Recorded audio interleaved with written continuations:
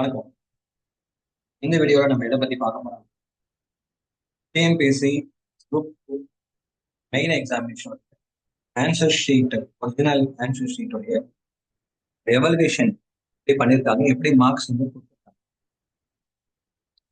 இதுல வந்து முக்கியமான விஷயம் என்ன அப்படின்னா, டிஎன்பிஎஸ்சி எந்த அடிப்படையில கரெக்ஷன்ஸ் பண்றாங்க அப்படிங்கிறதும், அண்ட் அதுல கேண்டிடேட்ஸ் வந்து எப்படி வந்து தகுந்த மாதிரி தங்களுடைய ஃபீஸ் பண்றது, அதோட சேர்த்து எப்படி வந்து ப்ரெசன்டேஷன் பண்றது, எப்படி ஒரு கொஸ்டினை வந்து அப்ரோச் பண்றது அப்படிங்கிறது தான் we are going to see.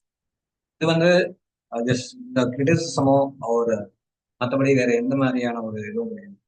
இப்போ இது வந்து நீங்க மார்க் எப்படி கொடுத்துருக்காங்க, முன்னாடி இந்த மாதிரியான ஆப்பர்ச்சுனிட்டி கிடையாது. இதே ஒரு 5-10 வருஷத்துக்கு முன்னாடி பாத்தீங்க அப்படின்னா அதுக்கான ஆப்பர்ச்சுனிட்டியே கிடையாது ஆன்சர் ஸ்கிரிப்ட் வாங்குறது. அதனால இப்போ நம்மளுக்கு ஆன்சர் ஸ்கிரிப்ட் கிடைக்குது, எப்படி எழுதியிருக்காங்க அப்படின்னு தெரியுது. அதனால அதை வச்சுட்டு நம்ம எப்படி வந்து ப்ரிப்பரேஷன் பண்ணலாம் அப்படிங்கிறது தான் நம்மளுக்கு இதுல இருந்து எடுத்துக்க வேண்டியது. இந்த கேண்டிடேட், இந்த பேப்பர் எழுதினவருடைய கேண்டிடேட் வந்து நம்ம அகாடமியில படிச்சு இப்போ கவர்மெண்ட் சர்வீஸ்ல இட் இஸ் ஒர்க்கிங்ல இருக்காரு. ஸோ இஸ் குரூப் 2 சர்வீசஸ்ல இருக்காரு. இப்போ he got 163 மார்க்ஸ் ஓவரா. வேல்யூவேஷன் 1ல வந்து 166, வேல்யூவேஷன் 2ல வந்து மார்க்ஸ் எடுத்திருக்காரு. இப்போ இதுல முக்கியமா என்ன அப்படின்னா, அவர் சில கொஸ்டின் வந்து விட்டுருக்கவும் செஞ்சிருக்காரு. 10 மார்க் கொஸ்டினே வந்து ஸ்கிப் பண்ணியிருப்பாரு. ஸோ இவருடைய மார்க்ஸ் பார்த்தீங்க அப்படின்னா அவங்க கொடுத்துருக்கிறது, என்னை பொறுத்த வரைக்கும் ஒரு ஸ்டாஃப் வந்து பேப்பரை கரெக்ஷன் பண்ணணும்னா இது ரேஷனலான மார்க்கா அப்படின்னா எஸ், ரேஷனலான மார்க் தான் கொடுத்துருக்காங்க. அண்ட் ஒரு எழுதுனதுக்கு தான் மார்க் கொடுத்துருக்காங்க. அதிகப்படியாகவும் மார்க் கொடுக்கல, குறைவாகவும் மார்க் கொடுக்கல. ஸோ அதனால வந்து முன்னாடியே சொன்ன மாதிரி இது கிரிட்டிசம்கான வீடியோ கிடையாது. இது நம்ம எப்படி எக்ஸாம்ஸ்ல வந்து அப்ரோச் பண்ணோம் அப்படின்னு. இந்த பேப்பரை வந்து நம்ம எப்படி போவோம் அப்படின்னா, ஒரு 2-3 செக்மெண்டா we are going to analyze. இந்த ஃபர்ஸ்ட் செக்மெண்ட்ல ஒரு 6 மார்க் கொஸ்டின், ஒரு 2 6 மார்க்ஸ் கொஸ்டின், அதுக்கப்புறம் ஒரு 12 மார்க் கொஸ்டின், ஒரு 15 மார்க் கொஸ்டின் அப்படிங்கிறத அடுத்தடுத்த செக்மெண்ட்ஸ்ல நம்ம வந்து அடுத்தடுத்த வீடியோக்கள்ல நம்ம அடுத்தடுத்த கொஸ்டின்ஸை வந்து நம்ம பார்ப்போம்.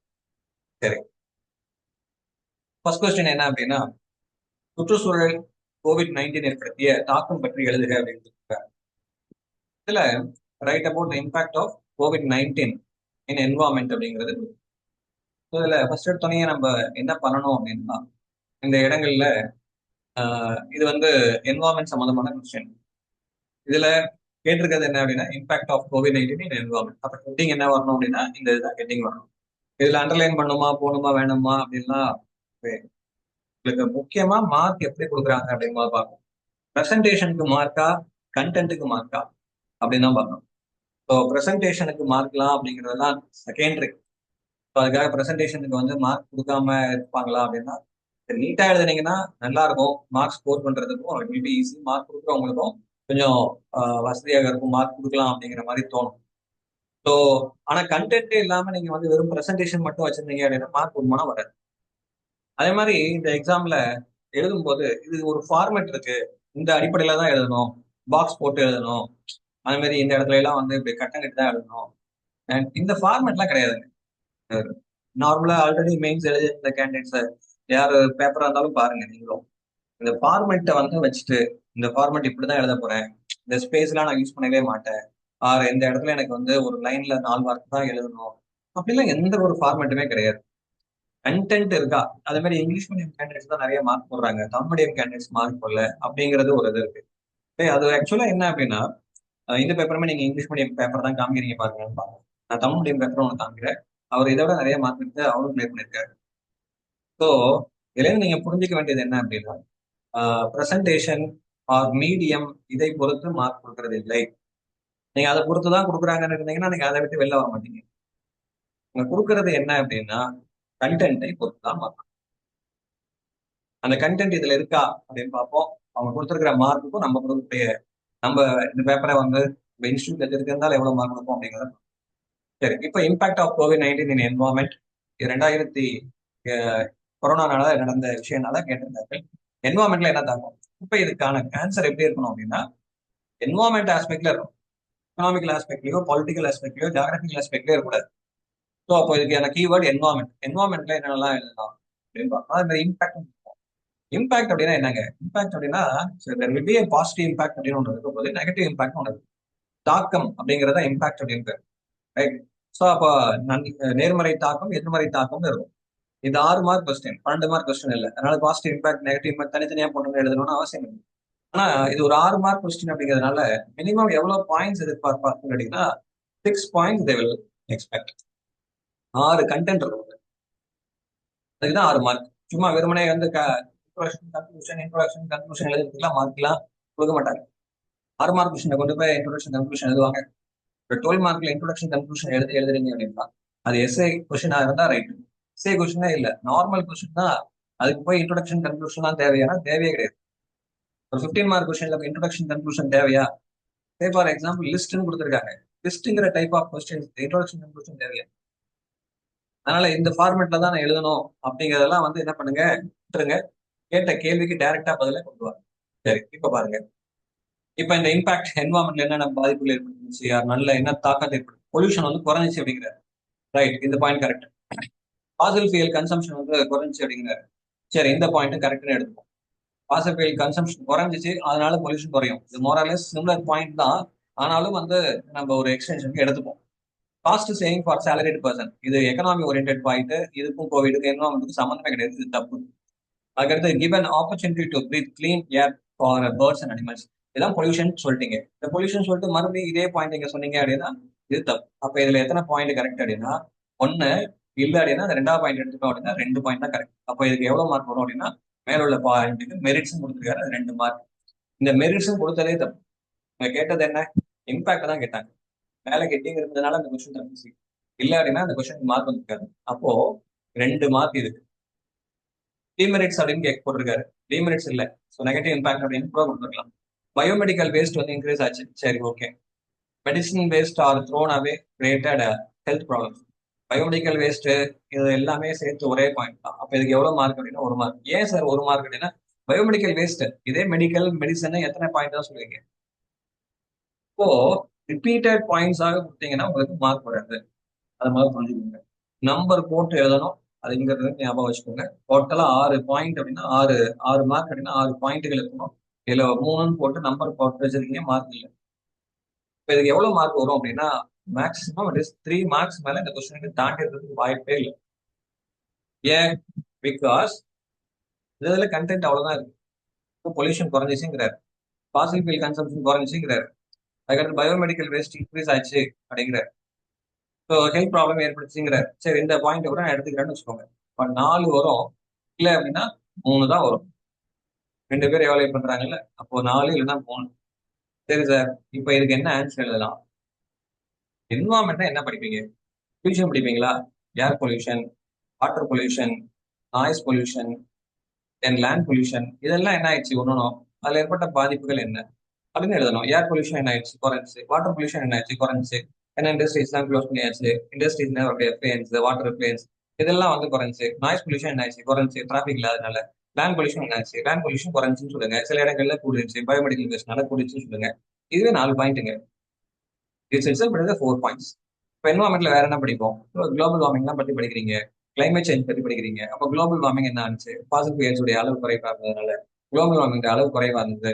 அது மாதிரி கிளைமேட் சேஞ்ச் வந்து குறைக்கிறதுக்கான ஸ்டெப்ஸ் வந்து கார்பன் எமிஷனுடைய அளவு குறைவா இருந்திருக்கும் அப்படின்னு சொல்லலாம். சரி, ஓசோன் டிப்ளீஷன் வந்து என்ன ஆயிடுச்சு அப்படின்னு சொல்லி சொல்லலாம். தென் ஆசிட் ரெயின் பத்தி சொல்லலாம். ரைட்டா? தென் வந்து இந்த மாதிரி ஏர் குவாலிட்டி இண்டெக்ஸ் வந்து இம்ப்ரூவ் ஆச்சுன்னு சொல்லலாம். சொல்லாம இல்லையா? இப்ப டெல்லியில விஷயம்லாம் நடக்குது. அதுல நார்மலா பல வருஷமாவே டெல்லி வந்து பொல்யூஷன்ல பிரச்சனையில இருக்கு. இப்ப ஏர் குவாலிட்டி இண்டெக்ஸ் பல வருஷமா கரண்ட் பேஸ்ல இருக்கு. ஏர் குவாலிட்டி இண்டெக்ஸ் சொல்லுங்க. அப்போ இந்த மாதிரியான விஷயங்களை நீங்க சொன்னீங்கன்னா மார்க் கிடைக்கும், ரிப்பீட்டட் பாயிண்ட் இல்லாம. இதுல நீங்க சொல்ல வேண்டியது வந்து சரி சார், இதுல வந்து 6 பாயிண்ட் எழுதணும், இது புக்ல இல்ல, இது கரண்ட் பேஸ்ல இருக்கா அப்படின்னா ஜென்ரலா கேட்டிருக்காங்க அப்படின்னு சொல்லி கரண்ட் பேஸ் ஓரியன்ட் அப்படின்னு ஜென்ரல் டாப். இதான ஆன்சர் நான் இங்க இருந்து இருக்கிறேன். எங்க என்ன எடுக்க வேணாம். நீங்க இதை என்வாரன்மெண்ட்ல நீங்க என்னென்ன படிப்பீங்க, respect to pollution, respect to environment, அதை எழுத வேண்டியதான். இது ஒரு ஜென்ரல் நார்மலா ஒரு புக்கை படிச்சிருந்தாலே இதை எழுத முடியும். இது நீங்க இப்ப கொரோனாவை நம்ம பார்க்கலையா? கொரோனாவை நம்ம கணக்கு எதிராக பார்த்தோம். ஸோ அப்ப அதுல என்ன நடந்ததுங்கிற விஷயம் ரெஸ்பெக்ட் டு என்வாரன்மெண்ட் கேட்கிறாங்க. ரெஸ்பெக்ட் டு பாலிட்டி என்ன, ரெஸ்பெக்ட் டு எக்கனாமி என்ன, ரெஸ்பெக்ட் டு ஜியாகிரபி என்ன அப்படின்னு கேட்டா, இப்ப ஜியாகிரபினா மைக்ரேஷன் இருக்குது, ரெஸ்பெக்ட் டு பாலிட்டினா லாக்டவுன் போட்டாங்க, தென் இது மாதிரி வேக்சினேஷன் கம்பல்சன் அப்படிங்கிற மாதிரி மாத்தினாங்க. தென் அதுக்கு அடுத்து எக்கனாமிக் ஆஸ்பெக்ட்ல பாருங்க, லாக்டவுனால நிறைய பேருடைய பெர் கேபிட்டல் இன்கம் குறைஞ்சிச்சு. தென் கவர்மெண்ட் வந்து இட் இஸ் ஸ்கீம்ஸ் வந்து நிறைய அனௌன்ஸ் பண்ணாங்க. இந்த மாதிரியான விஷயம் தான் எக்கனாமிக்கல் ஆஸ்பெக்ட், ரைட்? ஸோ அப்போ ஆன்சர் வந்து எப்படி அப்ரோச் பண்ணணும்னு பாருங்க. இந்த கொஸ்டினுக்கு வந்து 3 மார்க் இல்லைன்னா 4 மார்க் மேல வந்திருக்காது. இந்த கொஸ்டினுக்கான ஆன்சருக்கான மார்க் பாருங்க. இப்போ டிஎன்பிசியில வேல்யூஷன் பண்ணவர்கள் எவ்வளவு மார்க் கொடுத்துருக்காங்க? ஃபர்ஸ்ட் கொஸ்டினுக்கு செகண்ட் எவாலுவேட் பண்ணவர்கள் 3 மார்க் இருக்காங்க. ஃபர்ஸ்ட் எவாலுவேட் பண்ணவங்க 4 மார்க். நம்ம கொடுத்தப்போ மார்க் எவ்வளவு கொடுத்தோம் அப்படின்னா சேம் அளவு தான் மார்க் கொடுத்தோம், ரைட்டா? ஸோ அப்போ அதே அளவுதான மார்க் தான் டிஎன்பிசி கொடுத்துருக்காங்க. அப்போ கண்டென்ட் தான் மார்க், பிரசன்டேஷனுக்கு மார்க்கா இல்லை. பேப்பரை ஃபில் பண்ணியிருந்தா மார்க்னா இந்த இடத்துக்கு 6 மார்க் தரும். Then why they gave it is only 3 or 4 marks அப்படின்னு பாருங்க. அதுக்கு அடுத்த பாயிண்ட் வாங்க. அடுத்த question, define the following: endangered, vulnerable, threatened. இது ஒரு ஸ்பிளிட் டைப் ஆஃப் கொஸ்டின். ஒரு 6 மார்க்ல ஸ்பிளிட் டைப் ஆஃப் கொஸ்டினுக்கான பெஸ்ட் எக்ஸாம்பிள்ங்க. இது even though it is 6 mark அப்படின்னு இருந்தாலும் இதுல 3 ஸ்பிளிட் இருக்கிறதுனால 2 2 2. இப்போ என்டேஞ்சர் அப்படின்னா என்ன கேட்பாங்க அப்படின்னா டெஃபினேஷன் கேட்டிருக்கிறாங்க. டெஃபினேஷன் அப்படிங்கறது நீங்க கொடுக்கும். டெஃபினேஷன் கொடுத்தா 2 மார்க், அதோட சேர்த்து அதுக்கு எக்ஸாம்பிள்ஸ் அப்படின்னு இருந்தா மார்க் கொடுப்பார்கள். அப்போ இந்த டெஃபினேஷன்ஸ் கரெக்டா இருக்கணும். முதல் டெஃபினேஷன்ஸ் ஒழுங்கா கரெக்டா இல்ல, எக்ஸாம்பிள்ஸ் இல்லை அப்படின்னா மார்க் கிடையாது. ஸோ ஃபார் எக்ஸாம்பிள் இந்த இடத்துல பாருங்க, என்டேஞ்சர் அப்படின்னா இது எந்த அளவுக்கு குறையும் அப்படிங்கிற இந்த டெஃபினேஷன் புக்ல இருக்கு. என்டேஞ்சர்னா அதனுடைய டெஃபினேஷன் என்ன, வல்னரபிள்னா டெஃபினேஷன் என்ன, த்ரெட்டன்ட்னா டெஃபினேஷன் என்னன்னு. இதுல அவர் என்ன எழுதியிருக்காருன்னா species count is declining for the past few years, need restoration, conservation and protection அப்படின்னு கொடுத்துருக்காரு. இப்போ பாஸ்ட் ஃபியூ இயர்ஸா குறைஞ்சிக்கிட்டு இருக்கும் அப்படிங்கிறாரு. வல்னரபிள் அப்படின்னா species count is on the wedge of decline and maybe lose in future, so monitoring, conservation, protection required அப்படின்னு கொடுத்துருக்காரு. Threatened அப்படின்னா species are in normal population between so it is however needed to be protected அப்படின்னு சொல்லி கொடுத்துருக்காரு. இதுல எவ்வளவு population எவ்வளவா குறையணும், எவ்வளவு டிராஸ்டிக்கா குறையிறது எவ்வளவு குறையும், அது ஒரு வருஷத்துல எவ்வளவு குறைஞ்சிருக்கணும் அப்படிங்கிற மாதிரியான இந்த டெஃபினேஷன்ஸ் அப்படிங்கிறதெல்லாம் இதுல எதுவுமே இல்லை. ஸோ அப்போ எக்ஸாம்பிள்ஸும் இதுல இல்லை. இதனால மேஜரா இதுல ஒன்னொன்னுலையும் ஒவ்வொரு பாயிண்ட் தான் சொல்லியிருக்காரு. அப்படிங்கிறதுனால என்டேஞ்சர்னா அதை பத்தி ஒரு பாயிண்ட் தான் சொல்லியிருக்காரு, வல்னரபிள்னா அதை பத்தி 1, த்ரெட்டன்ட்னா அதை பத்தி 1 தான் சொல்லியிருக்காரு. அப்படிங்கிறதுனால இந்த கொஸ்டினுக்கான மார்க் எவ்வளவு வரும் அப்படின்னா 3 மார்க் மேல தாண்டாது. எக்ஸாம்பிள்ஸ் இல்லை, கிளியரான டெஃபினேஷன் இது இல்லை, அப்படிங்கிறனால என்ன ஆகாது, 3 மார்க் மேல தாண்டாது. ஸோ அப்போ செகண்ட் கொஸ்டினுக்கான ஆன்சருக்கு, செகண்ட் கொஸ்டினுக்கான மார்க் பாருங்க. ஸோ ஃபர்ஸ்ட் வேல்யூஷன் பண்ணவங்க 4 மார்க் கொடுத்துருக்காங்க, செகண்ட் வேல்யூஷன் பண்ணவங்க 2 மார்க் கொடுத்துருக்காங்க. ஸோ இப்போ ஆவரேஜா எவ்வளவு மார்க் அப்படின்னா 4 + 2 6. நம்ம கொடுத்தது எவ்வளவு அப்படின்னா இட் இஸ் 3 மார்க் கொடுத்தோம். 6 ÷ 2 போட்டு பாருங்க, 3 மார்க்ஸ் வரும். ஆவரேஜா 3 மார்க்ஸ் அப்படிங்கிறது வந்து. ஸோ அப்போ இன் பிட்வீன் அவர்கள் முதல் திருத்தினவர் 4 மார்க்ஸ், செகண்ட் திருத்தினவர்கள் 2 மார்க், நம்ம திருத்தினது 3 மார்க். ஸோ அப்போ வந்து கண்டென்ட் இதுல ஃபில் பண்ணி வச்சிருந்தா அதுக்கு மார்க் இருக்கா? இல்லை, கண்டென்ட் தான் முக்கியம். அதுக்கு மறுபடியும் புரிஞ்சுங்க. அதுக்கு அடுத்து question number 3, what are the challenges and bottlenecks faced by Indian electricity sector? இது ஒரு ஈஸியான கொஸ்டினுங்க. இது வந்து இதெல்லாம் புக்ல உள்ள கொஸ்டின். டைரக்டா சொல்ல முடியாது, கொஞ்சம் இன்டைரக்டா கேட்டிருக்காங்க. இதுல கீவேர்டு என்ன சார் அப்படின்னா இந்தியன் எலக்ட்ரிசிட்டி செக்டர். எலக்ட்ரிசிட்டி செக்டார்னா என்னெல்லாம் இருக்கு? ஃபார் எக்ஸாம்பிள் நம்மளுடைய ஹைட்ரோ இருக்கு, சோலார் இருக்கு, எனர்ஜி இருக்கு, ரைட்? ஸோ நியூக்ளியர் இருக்கு, தெர்மல் இருக்கு, ரைட்டா? அதுக்கு அடுத்து வந்து நம்மளுடைய பயோமாஸ் பேஸ் பண்ண எனர்ஜி. பயோமாஸ் கூட வேணாம் விட்டுருங்க. ஸோ ஃபியூயல் செல்ஸ் கூட எடுத்துக்கோம். What are thing? ஸோ இந்த இதுல இதனுடைய லிமிடேஷன்ஸ் இருக்குல்லங்க. ஹைட்ரோ அப்படின்னா அதனுடைய லிமிடேஷன்ஸ் என்ன, சோலார்னா அதனுடைய லிமிடேஷன்ஸ் என்ன, விண்ட்னா அதனுடைய லிமிடேஷன்ஸ் என்ன, நியூக்ளியர் என்னதுன்னா அதனுடைய லிமிடேஷன்ஸ் என்ன, தென் அதனுடைய அதுக்கு அடுத்தது தெர்மல்னா அதனுடைய லிமிடேஷன்ஸ் என்னன்னு எழுதுறீங்கன்னா அதுக்கான ஆன்சர் முடிஞ்சிருச்சு. ஸோ அப்போ எலக்ட்ரிசிட்டி செக்டார் எதிர்கொள்ளக்கூடிய சவால்கள் என்ன அப்படிங்கும் போது இதுல இவங்க கொடுத்துருக்கிற ஆன்சர் பாருங்க. Increase electricity usage by the people, challenges and bottlenecks heading கொடுத்துட்டாரு. Okay. increased electricity usage by the people, correct. Okay. increased number of electrical appliances அப்படின்னு கொடுத்துருக்காரு. அப்போ increased number of electrical appliances கொடுத்துறீங்க அப்படின்னா அதுதானே வந்து உங்களுக்கு வந்து பவர் கன்சம்ஷனை வந்து அதிகப்படுத்த போகுது, அதான எலக்ட்ரிசிட்டி யூசேஜ் அதிகமாக போகுது. அப்ப இந்த பாயிண்ட் கரெக்ட், அப்ப இந்த பாயிண்ட் ரிப்பீட்டட் பாயிண்ட் தப்பு. அப்ப எலக்ட்ரிசிட்டி செக்டார் ஃபேஸ் பண்ணக்கூடிய சேலஞ்சஸ் அண்ட் பாட்டல்நெக்ஸ் அப்படிங்கிறது ஓவர் பாப்புலேஷன் அப்படிங்கிறதும் மறுபடியும் அதே same point. Electricity usage, over population ஒரே பாயிண்ட் தான். ஓவர் பாப்புலேஷன் என்ன ஆயிடும், அதிகப்படியான எலக்ட்ரிசிட்டி கன்சம்ஷன் ஆகும். அதான் இது சொல்ல வரும். Reckless attitude of people. நம்ம லைட் போட்டா ஆஃப் பண்றதே இல்லை, எனர்ஜி வந்து வேஸ்டா யூஸ் பண்றது. 24/7 இண்டஸ்ட்ரீஸ் ப்ரொடக்ஷன் ரெக்வயர்ட் எலக்ட்ரிசிட்டி. இண்டஸ்ட்ரீஸ்க்கு என்ன தேவைப்படுது, 4/7 எலக்ட்ரிசிட்டி ப்ரொடக்ஷன் அப்படிங்கிறது தேவைப்படுது அப்படின்னு சொல்லி சொல்றோம். சரி, இந்த பாயிண்ட் கூட அக்செப்டட்னு வச்சுக்கோங்க. ரைட்டா? அதுக்கடுத்து coal for thermal plant is reduce. இது வந்து சரி, wind and solar energy generation are இந்த இனிஷியல் ஸ்டேஜ், தப்பு. அதுக்கு அடுத்தது biomass, bio energy electricity required high investment, தப்பு. தென் இண்டஸ்ட்ரீஸ்க்கு வந்து எலக்ட்ரிசிட்டி வேணுங்கிறாரு. இது எல்லாமே மோரார்லெஸ் சிமிலர் பாயிண்ட் எல்லாமே. Coal for thermal power plant is reduced அப்படிங்கிறாரு. இது ஒரு பாயிண்ட்டை கூட நம்ம எடுத்துப்போம், ரைட்? ஆனா இந்த கொஸ்டினுக்கு டைரக்டான ஆன்சரா அப்படின்னா டைரக்டான ஆன்சர்னே சொல்ல முடியாது. இதுல எலக்ட்ரிசிட்டி செக்டார் அப்படிங்கும்போது எலக்ட்ரிசிட்டி செக்டார்ல என்னென்னலாம் எலக்ட்ரிசிட்டி டைப் ஆஃப் எலக்ட்ரிசிட்டி இருக்குன்னு பார்த்து அதுல விண்டு ஆர் வந்து பயோ எனர்ஜி ஆர் வந்து தெர்மல், ஹைட்ரோ, சோலார், இந்த மாதிரியான பாட்டல்நெக்ஸ் அண்ட் சேலஞ்சஸ் இருக்கு அப்படின்னு சொல்லி எழுதலாம்.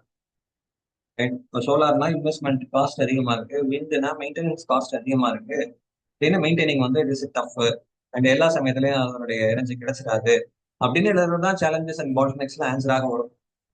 இதுல எவ்வளவு பாயிண்ட் கரெக்ட் பாருங்க. இட் இஸ் எடுத்துக்கிட்டோம் அப்படின்னா அதுல 2 பாயிண்ட் தான் கரெக்ட், மேக்ஸிமம் எடுத்துக்கிட்டா 3 பாயிண்ட் தான். இப்போ இந்த கொஸ்டினுக்கான ஆன்சர் மார்க் எவ்வளவு வரும் அப்படின்னா 2 இல்லைன்னா 3 மார்க் மேல வரதுக்கு வாய்ப்பே இல்லை. நம்பர் 3 பாருங்க. நம்பர் 3க்கு முதல் ரெண்டாவது எவாலுவேஷன் பண்ணவங்க 0.5 கொடுத்துருக்காங்க. ஏன்னா இந்த கொஸ்டினுக்கும் ஆன்சருக்கும் ரிலவெண்டே இல்லை அப்படின்னு. முதல்ல திருத்தினவங்க 3 மார்க் கொடுத்துருக்காங்க. ஸோ இருக்கிறதுக்கு ரைட் இந்த பாயிண்ட் தான் அப்படின்னு சொல்லி கொடுத்துருக்காங்க. அப்போ 3 மார்க் அப்படின்னா ஆவரேஜா இதுல வந்து 1.5 தான், 3 மார்க் தான்.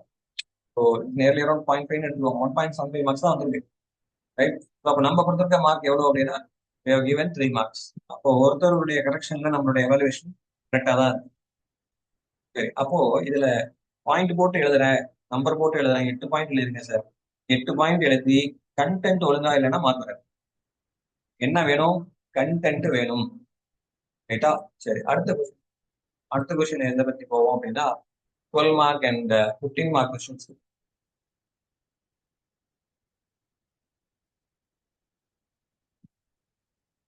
இது ஒரு சிறப்பான கொஸ்டினுங்க. What are B complex vitamins? Enumerate the biological functions of this vitamins. Why are B complex vitamins are essential அப்படின்னு சொல்லி கொடுத்துருக்காரு. இதுக்கு மார்க்ஸ் ஸ்பிட் அப் எப்படி இருக்குன்னு பாருங்க. டோட்டலா 12 marks. B complex vitamins 2 mark. Biological functions of B complex vitamin 5 marks. Why are B complex vitamins are essential 5 marks. அப்ப 2 மார்க்னா அட்லீஸ்ட் எவ்வளவு எழுதணும் பாயிண்ட்? 2 பாயிண்ட் எழுதணும் அட்லீஸ்ட்.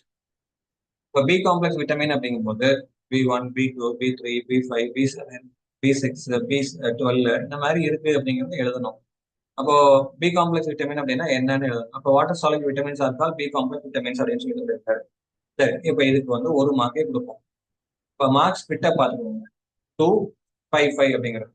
அப்போ இதுல 1 பாயிண்ட் தான் இருக்கு. ஸோ அதனால ஐ எம் கிவிங் 1 மார்க். அதுக்கு அடுத்தது பயாலஜிக்கல் ஃபங்க்ஷன்ஸ் கேட்டிருக்காங்க. அதுக்கு அடுத்தது பி காம்ப்ளெக்ஸ் விட்டமின்ஸ் வந்து எசென்ஷியல் அப்படின்னு கொடுக்குறாங்க. பயாலஜிக்கல் ஃபங்க்ஷன்ஸ்ல எத்தனை பயாலஜிக்கல் ஃபங்க்ஷன்ஸ் கொடுத்துருக்காரு அப்படின்னா எத்தனை விட்டமின்ஸ் கொடுத்துருக்காருன்னா 6 விட்டமின்ஸ் வந்து அதனுடைய நேம்ஸ் கொடுத்துருக்காரு, அதனோட ஒன்னொன்று ஃபங்க்ஷன்ஸ் பத்தி கொடுத்துருக்காரு. இப்போ மார்க் டிஸ்ட்ரிபியூட் பண்றப்ப எப்படி பண்ணிருப்பாங்க அப்படின்னா 5 தேவை, எவ்வளவு கொடுத்துருக்காரு, 6 இன்ஃபர்மேஷன் கொடுத்துருக்காரு.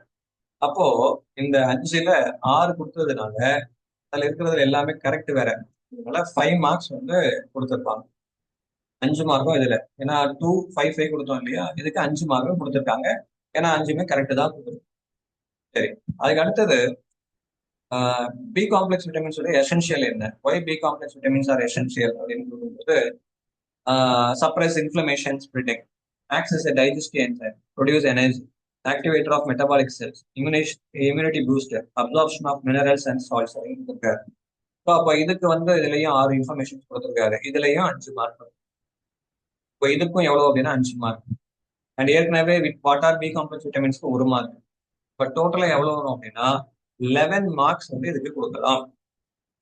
இந்த மாதிரி ஸ்பிட் டைப் ஆஃப் கொஸ்டினை நீங்க எடுத்து எழுதும் போது உங்களுக்கு மார்க் கொடுக்கக்கூடிய அளவு என்ன ஆகும் அப்படின்னா அதிகமாகும். அப்போ இதுக்கு வந்து 255 அப்படின்னு வரும்போது எல்லா கொஸ்டினையும் அட்ரஸ் பண்ணியிருக்காரா அப்படிங்கிறது முக்கியம். இதுல நீங்க ஒரே ஹெட்டிங் கீழே நீங்க எல்லாத்தையும் எழுதுனீங்கன்னா மார்க்கே விடாது, பொதுவான மார்க் தான் வரும். அப்போ மூணுத்துக்கும் 3 ஸ்பிளிட் அப் கொடுக்கும். அதுல எவ்வளவு இன்ஃபர்மேஷன் வேணும் அப்படின்னா 5 இன்ஃபர்மேஷன் ஒன்னொன்னுலயும். பி காம்ப்ளெக்ஸ் விட்டமின்ஸ் அப்படின்னா என்னங்கிறதுக்கு 2 இன்ஃபர்மேஷன், மற்ற ரெண்டுத்துக்கும் 5 இன்ஃபர்மேஷன் வேணும். ஸோ ஆக மொத்தம் ஒன்னொன்னுக்கு 5 மார்க்னால 5 இன்ஃபர்மேஷன் இருக்கு. இப்போ இதுக்கு எவ்வளவு மார்க் கொடுப்பாங்க அப்படின்னா மேல இருக்கக்கூடிய இந்த பி காம்ப்ளெக்ஸ் விட்டமின்ஸ்க்கு mark and enumerate the biological ஃபங்க்ஷன்ஸுக்கு 5 மார்க் கொடுத்தாச்சு. பி காம்ப்ளெக்ஸ் விட்டமின்ஸ் எசென்ஷியலுக்கு 5 மார்க் நம்ம. ஆக மொத்தம் இந்த கொஸ்டினுக்கான மார்க் 11 மார்க்ஸ் நம்ம கொடுக்கும். இப்போ கொஸ்டின் நம்பர் 27 எடுத்துக்கோங்க. 27க்கான மார்க்ஸ் பார்த்தீங்க அப்படின்னா இப்போ முதல்ல எவலுவேட் பண்ணவங்க 11 மார்க்ஸ் கொடுத்துருக்காங்க, ரைட். ரெண்டாவது எவலுவேட் பண்ணவங்க 10 மார்க்ஸ் கொடுத்துருக்காங்க. எப்படி சார் அப்படின்னா கரெக்டா அவங்க என்ன எதிர்பார்க்குறாங்களோ அதை கொடுத்தீங்க அப்படின்னா அதுக்கான மார்க். ஸோ இப்படிதான் வந்து அவங்க கரெக்ஷன் பண்றாங்க.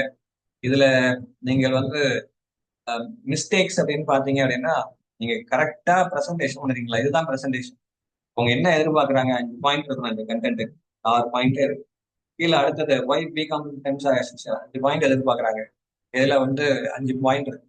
இதுல போயிட்டு பி காம்ப்ளெக்ஸ் விட்டமின்ஸ்னா என்னன்னு கேட்கிற இடத்துல அவர் ஹெச்சி ஹாப்கின்ஸ் தான் கண்டுபிடிச்சாரு. அண்ட் விட்டமின்ஸ்னா ஏடிஇகே வைட்டல் மினரல்ஸ் தான் விட்டமின்ஸ் அப்படிங்கிற மாதிரி இந்த கதைகள் தான் எழுதுனீங்கன்னா மார்க் இல்லை. ஏன் அப்படின்னா விட்டமின்ஸ்ங்கிற கண்டென்ட்டுக்கு 2 மார்க் தான். பி காம்ப்ளெக்ஸ் விட்டமின்ஸ் ஏன் எசென்ஷியல்ங்கிற இடத்துல கொண்டு போயிட்டு கன்க்ளூஷன் எல்லாம் போட்டு எழுதுனீங்கன்னா மார்க் கிடையாது, right. So this is how they are giving marks and distributing marks. And இது பொறுத்த வரைக்கும், இந்த பேப்பர் பொறுத்த வரைக்கும் கரெக்டா எழுதிருந்தா மார்க்குங்க, கரெக்டா எழுதலைன்னா அவங்க மார்க் வந்து கொடுக்கவே இல்லை அப்படிங்கிறது இது அப்பட்டமா தெரியுது. அண்ட் இது வந்து பிரசன்டேஷனே பாருங்க, ஹேண்ட் ரைட்டிங் வந்து பயங்கரமா ரொம்ப சூப்பரா இருக்கணும்னா தேவையில்லை. இந்த கேண்டிடேட் வந்து டைம் வந்து பத்தாம வேக வேகமா எழுதியிருக்காங்க. அந்த அளவுலையும் மார்க் வந்து அவர் நிறையவே கம்ப்ளீட் பண்ணணும்னு அடிப்படையில் எழுதியிருக்காரு ஃபாஸ்டா. அதை நம்ம தப்பு சொல்ல முடியாது. But at the same time presentation அப்படிங்கிறது மட்டுமே முக்கியம் அப்படின்னா இந்த கேண்டிடேட்டுடைய மார்க் வந்து குறைஞ்சிருக்கும், அதை புரிஞ்சுக்கோங்க. பிரசன்டேஷனை தாண்டி கண்டென்ட் இருக்கா அப்படிங்கிறத முக்கியம். பாருங்க இப்போ 38வது கொஸ்டின்லாம் பாருங்க, கண்டென்ட் இருக்கா அப்படின்னு. கண்டென்ட்னா வெறும் பேப்பர் ஃபில் பண்றது இல்லை, இதுல எல்லாத்துலயுமே உங்களுக்கு விஷயம் இருக்கா, ஒவ்வொரு இதுலயும் ஒரு பாயிண்ட் ஆச்சும் இருக்கா அப்படின்னா தான் மார்க் வரும். இல்லையென்றால் சும்மா வெறுமனே எழுதினாரு அப்படிங்கிறதுக்காக மார்க் வந்து கொடுத்துட மாட்டாங்க, ரைட்டா. ஸோ இதுதான் வந்து நீங்க புரிஞ்சிக்க வேண்டியது. அண்ட் வெளியில வந்து நார்மலா நீங்க நம்மளுக்கு ஒரு பெர்செப்ஷன் இருக்கும், இப்படி எழுதினாதான் மார்க், அப்படி எழுதினாதான் மார்க் அப்படின்னு. இப்போ இந்த கொஸ்டின் நம்பர்ஸ் இதை எடுத்துங்க, 38 எடுத்துக்கோங்க. அவங்க கேட்டிருக்கிறது என்னன்னா explain about Tamil Nadu ITC policy அப்படின்னு, ICT policy, information communication technology policy. இதுல எவ்வளவு இன்ஃபர்மேஷன் எழுதியிருக்காரு அப்படின்னா is written nearly around 9 points. இப்போ எவ்வளவு மார்க் கொடுத்துருப்பாங்கன்னு நினைக்கிறீங்க? நம்பர் போட்டு எழுதியிருக்காரு. அதுல என்னென்ன பாயிண்ட்லாம் கரெக்டா இருப்பாங்க. Tamil virtual university, Tamil virtual academy கொடுத்துருக்காரு. அதுக்கு அடுத்தது சிஎம் டேஷ்போர்ட் அப்படின்னு கொடுத்துருக்காரு. தென் ஐடி நண்பன் அப்படின்னு கொடுத்துருக்காரு. தென் அதுக்கு அடுத்தது டிஎன் நம்பிக்கை இணையம் அப்படின்னு கொடுத்துருக்காரு. அதுக்கு அடுத்தது டான்ஃபினெட் அப்படின்னு கொடுத்துருக்காரு. டிஎன் ஜிஸ் கொடுத்துருக்காரு. இதெல்லாம் நம்மளுடைய தமிழ்நாடு இன்ஃபர்மேஷன் கம்யூனிகேஷன் டெக்னாலஜில இருக்கா அப்படின்னா இருக்கு.